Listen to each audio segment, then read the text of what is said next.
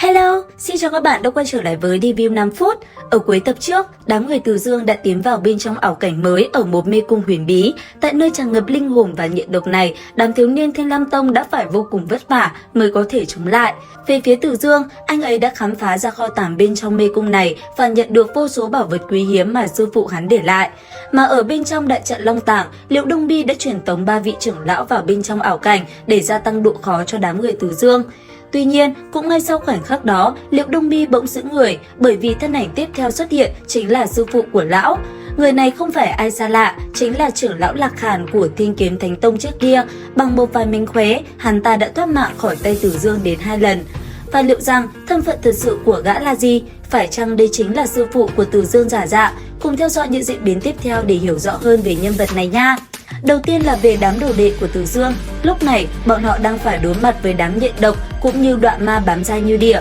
Tuệ Tâm sau khi thoát khỏi huyễn cảnh với cô gái kia cũng liền xuất hiện bên cạnh Độc Cô Đình Phong và cùng hắn đối phó địch nhân. Sau một cuộc chiến đấu ác liệt cũng như phá vỡ vô số tường đá, hai người bọn họ đã gặp được Lăng Thanh Thủ và Khổng Viêm. Nhìn thấy đối phương, 4 người vô cùng vui mừng. Tuy vậy, bọn họ cũng không ngừng than phiền về chuyện đã xảy ra. Quả bản thân đã mắc kẹt ở nơi này rất lâu rồi.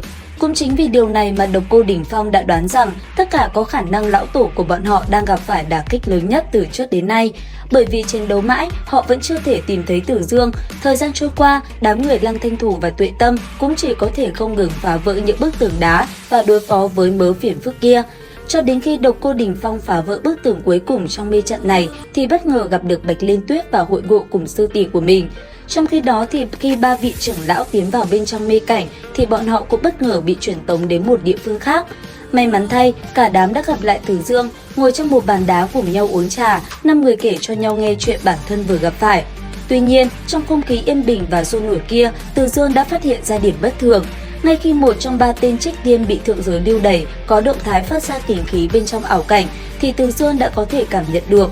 Nâng chén trà trên tay, ánh mắt Từ Dương bất ngờ trở nên lạnh lùng, nhìn về phía hư không, đồng thời giọng nói băng lãnh cũng vang lên.